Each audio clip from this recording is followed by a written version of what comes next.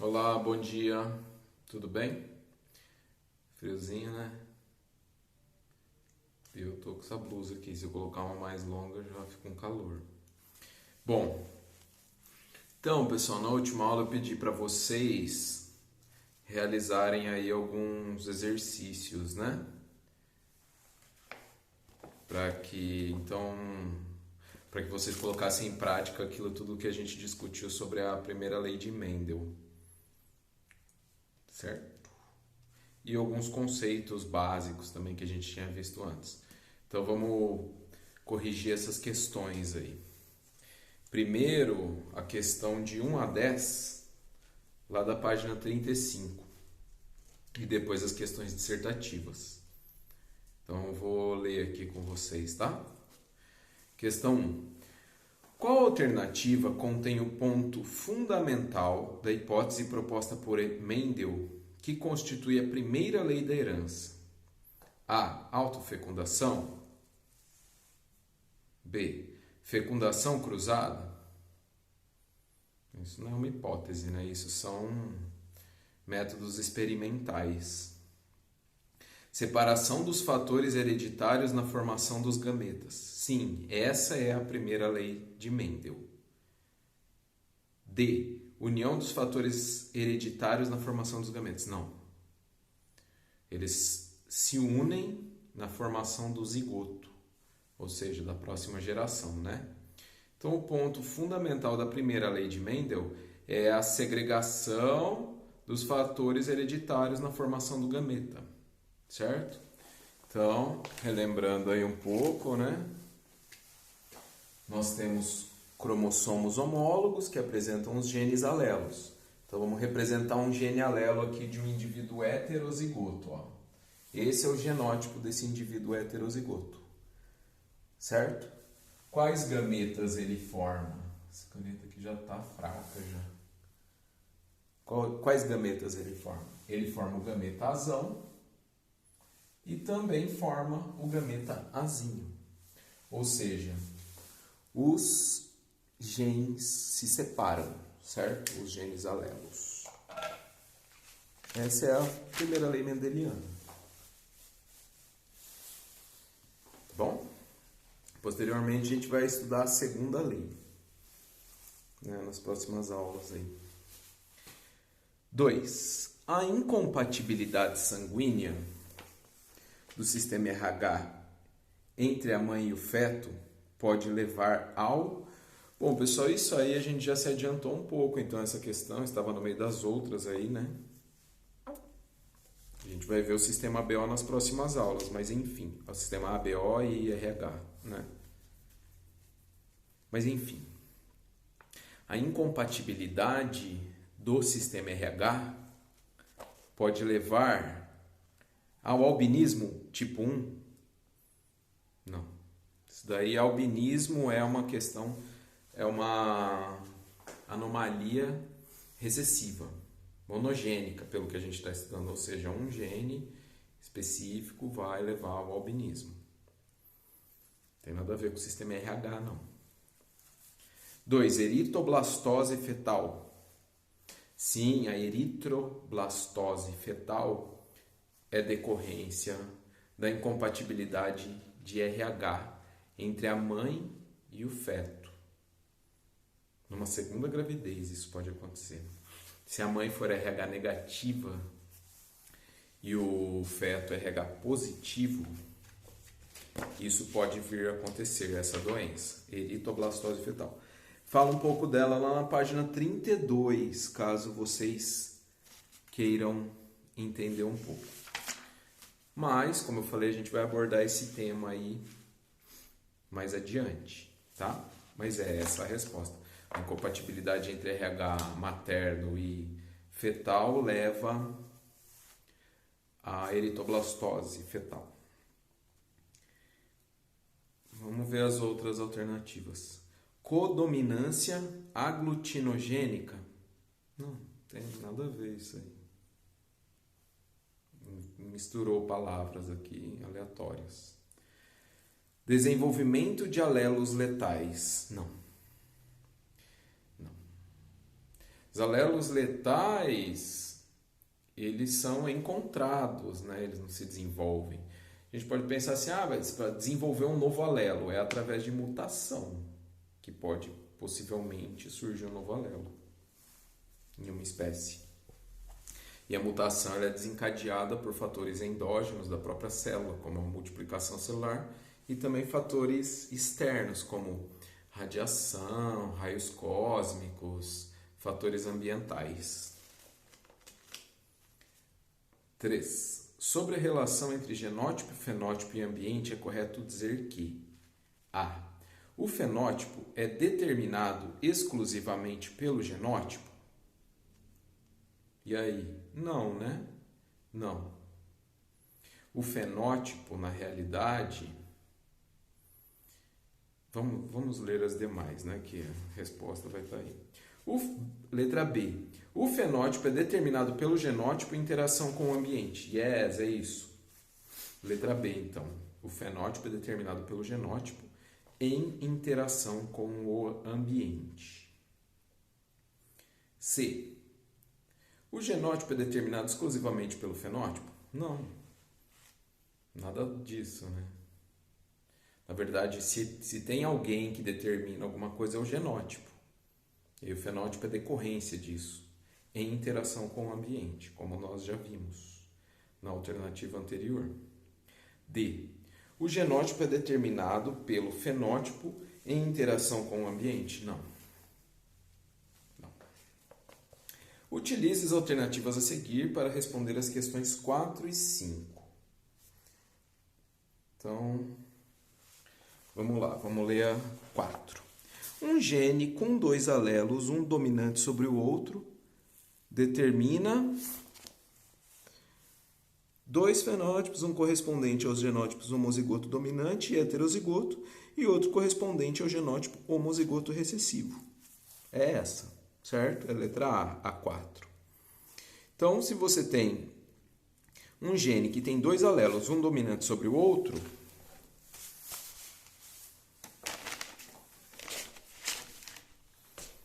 então você tem aqui, ó,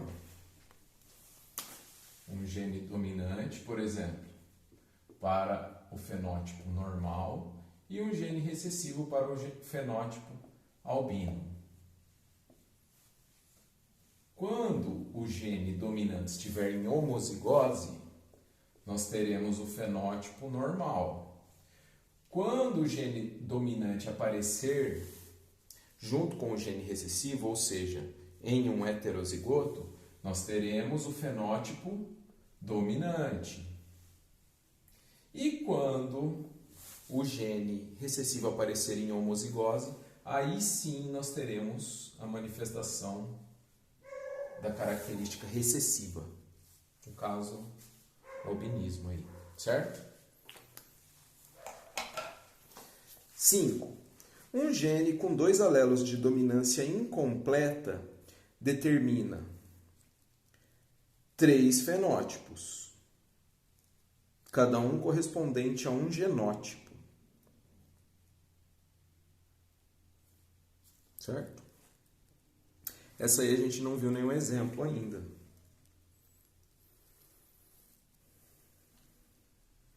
A gente não viu nenhum exemplo, mas, por exemplo, aqui no livro de vocês, lá na página 26, está falando da dominância incompleta.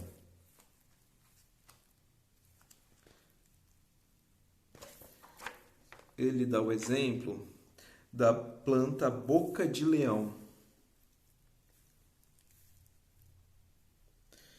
em que as homozigotas para um gene vão determinar uma flor vermelha, os homozigotos para o outro gene vão determinar uma flor branca, e o heterozigoto vai determinar um fenótipo intermediário, uma flor rosa, rosada. Então nós temos 3 fenótipos. Então, se a gente for pensar nessa tabelinha aqui, nós não vamos ter essa situação, vai ser diferente. caso de uma dominância incompleta. Para codominância também vai ser a mesma coisa que isso aqui, tá? Só que no caso da codominância, no livro de vocês aparece o exemplo do grupo sanguíneo MN, que é uma classificação sanguínea, assim, que não tem muita influência na transfusão, não tem nenhuma influência na transfusão sanguínea, por isso ela não é muito levada em consideração. Mas é a mesma coisa que a codominância. Na prática é a mesma coisa que a dominância incompleta, desculpa. Dominância incompleta e codominância na prática são a mesma coisa. Então, por exemplo, a flor boca de leão. Eu tenho 3 fenótipos e 2 genes alelos. Como assim? Eu tenho um gene V para flor de cor vermelha, um gene B para flor de cor branca. Se eu tenho um homozigoto VV, eu tenho uma flor vermelha. Se eu tenho um homozigoto BB, eu tenho uma flor branca. Só que se eu tenho um heterozigoto, eu tenho um intermediário, uma flor rosa ou rosada. Ou seja, os 2 genes têm a mesma força. Esse aqui é um exemplo de dominância incompleta. É fácil também. Só que ao invés de o heterozigoto ter a característica do dominante, ele tem uma característica intermediária. Beleza? Ou pode ter uma outra característica também, não precisa ser necessariamente intermediária. Nessa planta é intermediária, né? É uma mistura de vermelho com branco. Só que pode ser uma outra característica, pode ser uma característica nova. Mas o que caracteriza isso aí? Que o heterozigoto tem uma característica diferente das dos homozigotos. Eu tenho 2 genes alelos e 3 possíveis fenótipos. No caso da codominância, o sangue MN é o seguinte: M é o sangue tipo M, N é o sangue tipo N. Então, MM, sangue tipo M, NN, sangue tipo N, e MN, sangue tipo MN. Parece meio óbvio, né? É óbvio. Quer assistir o Poço? É óbvio.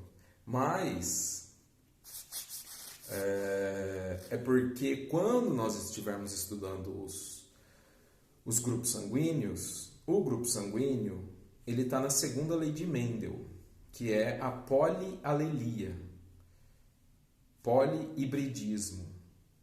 Que eu não vou analisar uma coisa por vez, tipo assim, o albinismo, azão, azinho, são 2 alelos só. Eu vou analisar mais características. Por exemplo, quando eu vou analisar o sangue, eu analiso se ele é ABO, se ele é RH positivo ou negativo e se ele é MN. Então eu tenho 1, 2, 3 pares de alelos ao mesmo tempo, certo? E aí entra o MN também, aí ele aparece nesses probleminhas, mas corriqueiramente não é muito utilizado. Então agora vamos para 6.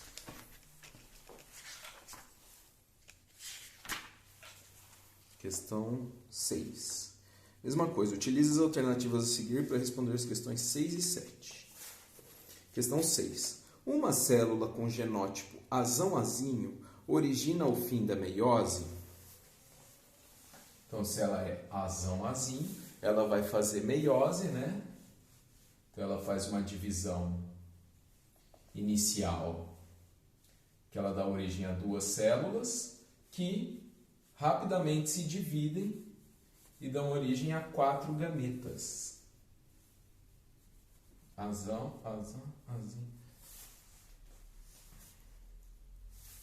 Então, qual tipo de gameta que ela produz? Ela produz tipo azão e produz tipo azinho.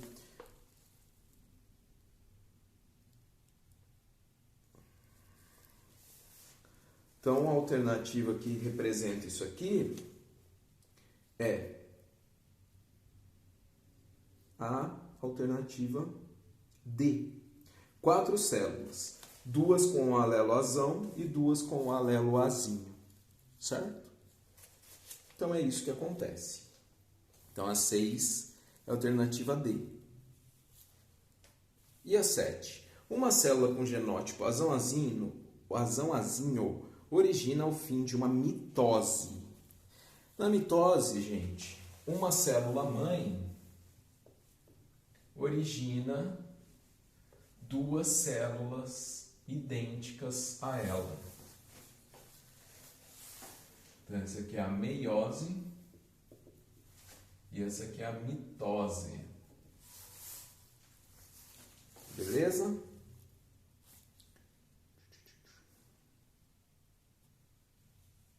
Certo? Então, a meiose, ela também é representada por um R assim, ó, R fatorial. Certo? Então, a gente diz que é uma divisão reducional.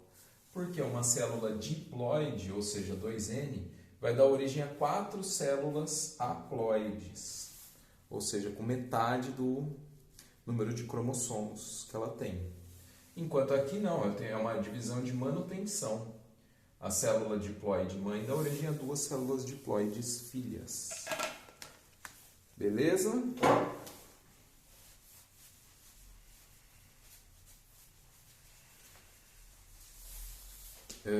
Então, vamos lá. Questão 8. Utilize as alternativas a seguir para responder as questões de 8 a 10. Então, 8, 9 e 10. 8. Um indivíduo heterozigótico em relação a um par de alelos forma gametas diferentes na proporção de... Então, um indivíduo heterozigoto, azão, azinho, em relação a um par de alelos, aqui um par de alelos, forma gametas diferentes na proporção de 1 para 1.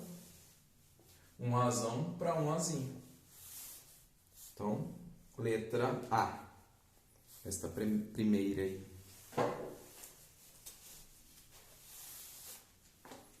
9.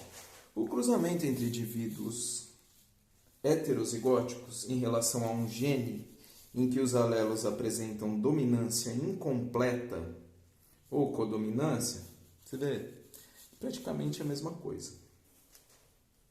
Resultará em uma descendência com proporção fenotípica de. Certo. Então, o cruzamento entre indivíduos heterozigóticos em relação a um gene que os alelos apresentam dominância incompleta. Então, vamos pensar na flor boca de leão, certo? Então, são 2 indivíduos heterozigóticos. Então, VB cruzando com VB. Mas por que VB, professor, não azãozinho? Porque aqui é codominância, os 2 têm a mesma força. Então, eu coloco aqui V de vermelho, B de branco. Lembrando que essa flor é rosa. E aí, vamos fazer esse cruzamento. VB e aqui também. Então, eu vou obter VV, VB, VB e BB. Qual proporção fenotípica? Esse aqui, qual que é a cor dele? Qual que é o fenótipo? Vermelho. Esse aqui, rosa, branco. Ou seja, 1 para 2 para 1. 1 vermelho para 2 rosa para 1 branco. 1 para 2 para 1. É a letra C. Ok?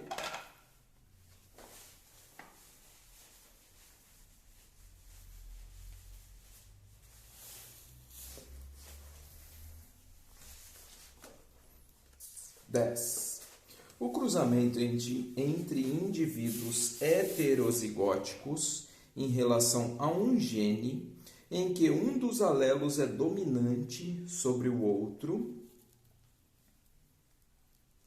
resultará em uma descendência com proporção fenotípica de...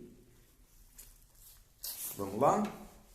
Então, vamos pensar aí no albinismo, tá? Tem a fenilcetonúria também, que é uma outra desordem aí na metabolização de um aminoácido que chama fenilalanina, que também segue essa mesma dominância e recessividade. Mas vamos usar o albinismo, que é mais clichêzão de todos. Então, um cruzamento entre heterozigotos. Qual gameta esse produz? Produz o gametazão. Esse é azinho, desculpa. Esse é a mesma coisa. O resultado nós teremos azão, azinho e azinho.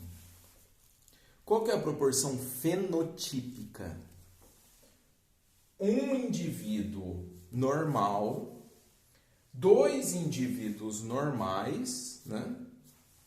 3 normais.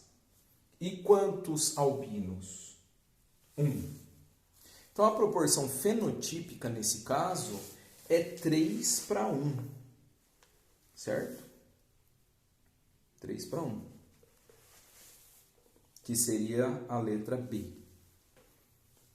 Então, são as 10 primeiras. Agora vamos resolver as dissertativas.